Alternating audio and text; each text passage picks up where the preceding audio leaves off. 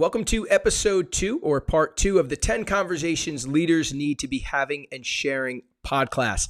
Now, as you know, back in episode 1, we talked about a lot of the things that are on leaders' plates that oftentimes go unnoticed, that are not as obvious and apparent as those responsibilities that kind of immediately come to mind. Things like the fact that leaders need to always be building skills, that they always need to be cultivating qualities and characteristics, as well as implementing these practices and approaches, things like knowledge sharing and thought leadership and teaching and learning. A lot of times we just don't think about those things. And we talked about how conversations are a really effective and even organic way for leaders to build those skills and cultivate those qualities and characteristics and even implement those practices and approaches. But the fact that conversations oftentimes get overlooked and go unnoticed. And we talked about the reasons why. And then we talked about the fact that it's really important to have these conversations, and they really are an effective way to kind of check all those boxes. So now in episode 2, we're going to walk you through 10 unique and timely conversations that every leader needs to have and share, because they are going to give you the opportunity to check all those boxes. You're going to see how they're going to help you build those skills, how they're going to help you cultivate those qualities and characteristics, as well as help you implement those approaches and those practices. So let's get into it. We're going to start with the first conversation that we think leaders need to be having and sharing, which we're going to call Masterclass Conversations. Now, visionary leaders understand that thought leadership and knowledge sharing, they're going to do things like help you amplify your influence, drive innovation within your organization, and attract top talent. So thought leadership and knowledge sharing allow you to kind of check all those boxes. So what we would say is make it a point to have masterclass conversations.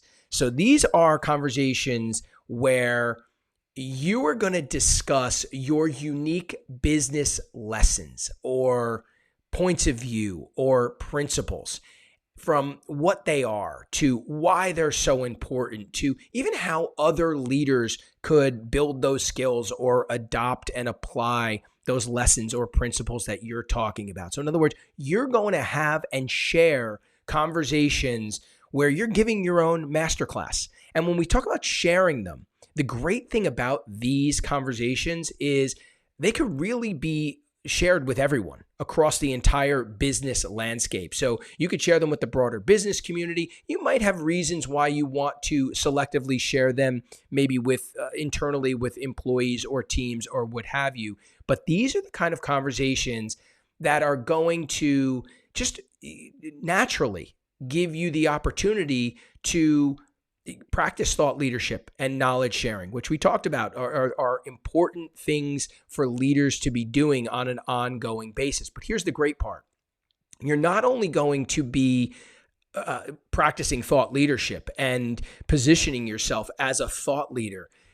By having these conversations, you'll also have the opportunity to organically develop and hone critical skills and qualities and even activities like things like knowledge sharing and teaching and personal branding, generosity, creativity, strategic thinking, communication, all those things, a lot of those things that were on those lists that we talked about in the way of skills and qualities and activities, that's built in to having these conversations. So you're not only going to be positioned as a thought leader by having them, but the more you have them, the more you're going to build and develop and cultivate those skills and those qualities and actually implement those activities. So these are important conversations to have. Another conversation we would recommend leaders having and sharing are what we would call unlearning conversations. Now, of course, we all know that learning it's crucial for business professionals, but it's just as important and necessary, and sometimes even more interesting, for business folks to unlearn some skills and mindsets and routines and processes because they've become antiquated or they've just become irrelevant.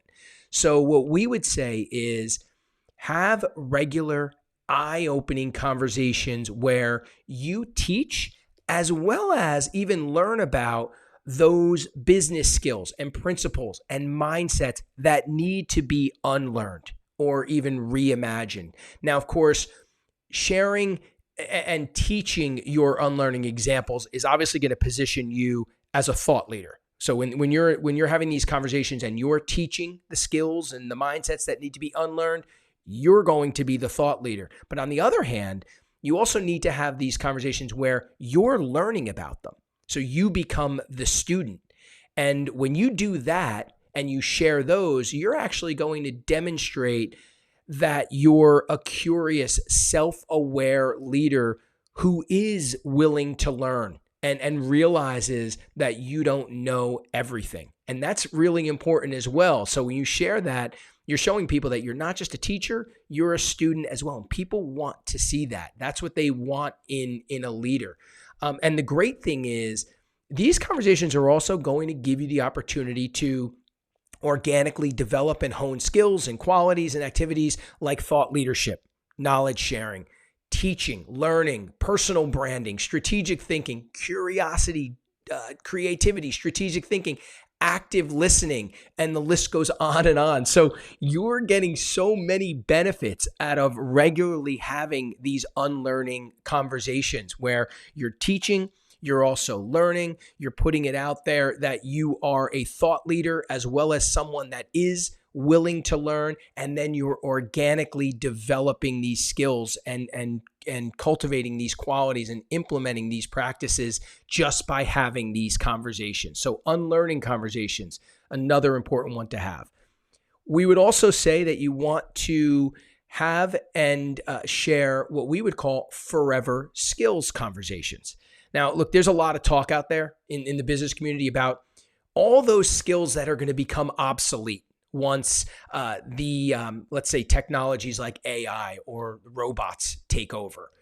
But business professionals also want and need to know about what we would call future-proof skills that are going to become even more important to foster and build in the future. Things like empathy, communication, collaboration, listening, adaptability. These aren't going away. They're only going to become more important. So we would call these future skills or forever skills. And this topic of forever skills and talking about the skills that are never going to become obsolete, it's one that could spark some really engaging conversations that when you share them among relevant audiences, it's going to position you as a leader that's forward-thinking, a forward-thinking thought leader, because you're talking about the future and those skills that are not going away. It also positions you as an open-minded, curious leader who's focused on learning. So it all depends. If you're going to be the teacher and you're going to teach those skills, it's going to position you as a thought leader. But at the same time, you can be learning about those forever skills. So you become, once again, the student. And, people want to see that in their leaders. They want to see that you are curious and that you are willing to learn and be a student. Now, of course, by just having these conversations, it's also going to give you the opportunity to develop and cultivate those skills and qualities and implement those activities, including thought leadership, knowledge sharing, if you're putting that out there and you're the teacher, as well as learning, personal branding, strategic thinking, curiosity, creativity, active listening, and more. So once again, just by having these conversations, you're not only positioning yourself as either the thought leader or as the teacher or as the student, but you're also organically building these skills. And these, once again, are conversations that you can share across the broader business community, or even you could have these where you have select audiences. So for example, you might want to make it very specific to your employees or teams and share these conversations among them selectively. So you could figure that out, but these are very relevant conversations and important to have. Another conversation that we think leaders need to be having and sharing are what we would call open book conversations. And look, some of the most effective and admired leaders communicate openly and regularly about their goals and their challenges and their decisions and even their missteps. And this transparency actually helps foster a culture of trust, collaboration, and continuous improvement within the organization and even beyond. So what we would say is have and selectively share these what we call open book conversations to help you check the boxes that we just talked about and also cultivate critical qualities like honesty, self-awareness, emotional intelligence, fairness, empathy, and even humility. So these are conversations that you could share among internally among your employees would love to hear conversations like this. Candidates would love to hear conversations like this. Customers probably would as well, and maybe even the broader business community. But these are really important conversations to have, especially since they humanize you as well. So we talked a lot about that back in episode 1. We would also say candidate experience conversations are ones that you need to have and share.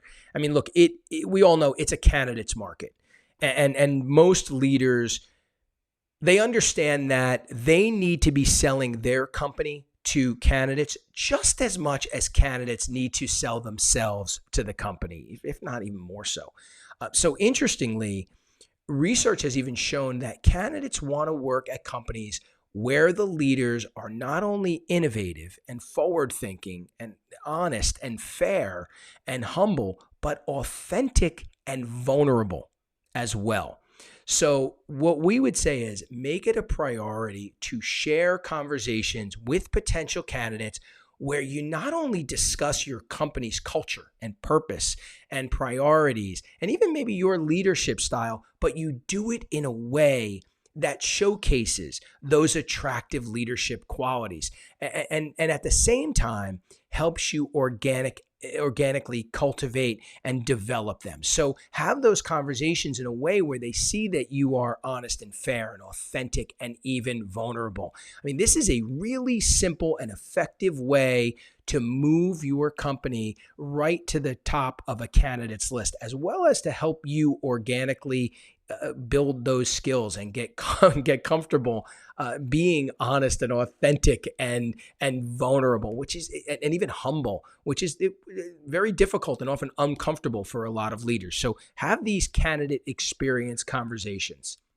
There's also what we would call lonely at the top conversations. I mean, look, a lot of senior leaders, they're just not as exposed they're not that exposed to peers at their level, including ones who can really relate to their situation or that they can speak candidly to or even commiserate with. But engaging with peers in similar leadership positions, even if they're from different industries, it's really crucial for today's leaders because it offers invaluable opportunities for understanding and addressing common challenges across the broader business landscape, for knowledge sharing and best practice sharing, even for gaining fresh perspectives and collective problem solving. These leader-to-leader conversations are important. So make time to have those conversations where you can safely let down your guard and have open, honest, and necessary discussions with your leader peers. Now, of course, these aren't necessarily conversations that you would share, but they're going to be an invaluable learning experience. Furthermore, they're going to give you an opportunity to organically develop and practice a lot of these critical leadership skills and qualities and activities that we talked about, like active listening, problem solving, communication, dot connecting, curiosity, transparency, humility, empathy, generosity, patience, teaching, learning, and more. So these are important conversations to have, not only because you need to have them, but at the same time, they're going to help you organically build those skills and cultivate those qualities. There's also what we would say the hug your haters conversations. These are another conversation that's necessary for you to have and share as a leader. Look, a lot of leaders avoid at all costs addressing feedback from, let's say, dissatisfied consumers or customers, even employees, even candidates. But that feedback is essential because it enables you to identify those areas for improvement and address concerns, even drive innovation, and maybe even ultimately turn those detractors into brand and company advocates. So it's time to take your head out of the sand, so to speak, and have regular conversations with your critics to learn about areas where your company can improve and potentially even help turn the tide and maybe change some minds. Now, of course, sharing these conversations would also do wonders for your personal brand because it shows people that you're willing to be humble, you're willing to be open and even vulnerable. But whether you share them or not, simply having these tough conversations is going to help you organically develop and practice a lot of critical leadership skills and qualities and activities, including active listening, problem solving, self-awareness, communication, curiosity, transparency, humility, empathy, and patience. So you want to be having these conversations, not only because you're going to learn a lot, but at the same time, you're going to organically build a lot of those skills. And then you figure out how you want to share them and which audiences you want to share them with. Another conversation that we think leaders need to be having and sharing are what we would call the opposites attract conversations. Now, look, there's always someone with a different, even opposing perspective from our own. And listening to those perspectives is crucial for company leaders because it fosters diversity of thought. It promotes critical thinking and it encourages open dialogue. And it ultimately leads to well-rounded decision-making. It enhances innovation and it helps identify potential blind spots or even biases within the organization. So take the time to have and share potentially tough and uncomfortable conversations with the people who have opposing or just simply different viewpoints or perspectives. It's going to benefit the organization as well as boost your own professional development by helping you build and practice some of those critical skills and qualities, including active listening, critical thinking, collaboration, curiosity, communication, self-awareness, fairness, humility, learning, and absolutely patience, because you have to have patience to have these conversations. So you're going to be building a lot of those skills just by simply having these conversations. We would also say that that you need to have and share what we would call ABC, always be curious conversations. Look, no leader knows everything. And the ones who act like they do just come off as arrogant and superior and dismissive and unwilling to listen and unwilling to learn. And quite frankly, no one wants to work for or with that person. On the other hand, leaders who are always curious and continuously learning and willing to admit that they don't even know what they don't know, those are the ones who are able to attract and retain the best talent and build more successful organizations. So what we would say is make it a priority to have regular conversations that give you the opportunity to be the student and learn about things you're curious about. Then share them among key audiences to help arm them with that information. Because if you're curious about it, there's a good chance they're curious about it and want to learn about it as well. And at the same time, you're going to be showcasing your authentic and even vulnerable human side. And the good news is you'll also be organically developing and practicing and implementing a lot of these critical leadership skills and qualities and activities that we talked about, like curiosity and learning and active listening and problem solving and critical thinking and dot connecting and humility. So these are really important conversations to have. And the final and 10th conversation that we would say leaders need to be having and sharing are what we would call cross-pollination conversations. Look, the most inspiring and successful leaders take the time to have conversations with thought leaders and experts from diverse, even unexpected fields and backgrounds to learn about their perspectives and their strategies and their processes and their tools, even their technologies, because they understand that the more diverse perspectives that they access, the more likely they'll be able to find solutions and ideas for their own business. They'll be able to connect the dots back to their business and apply those technologies, sometimes with a little tweaking here and there, but you never know what you're going to learn from a completely different area, industry, or field. I mean, it's a practice that a lot of people these days are calling thought diversity. We call it cross-pollination, and it really is a proven practice to drive innovation and ideas and fresh thinking. So take the time to regularly have and share these clever conversations, because they're going to get attention. These will get attention due to their uniqueness alone, and they'll position you as a true innovator and strategic thinker who is able to make connections that maybe others couldn't even imagine. And of course, they're also going to help you organically develop and practice critical leadership skills and qualities such as dot connecting, because it's all about connecting the dots, strategic thinking, active listening, problem solving, curiosity, teaching, learning, thought leadership, and more. These are really eye-opening, interesting, engaging conversations to have and also share. And they're also going to help you organically build those skills, cultivate those qualities, and implement those practices as well.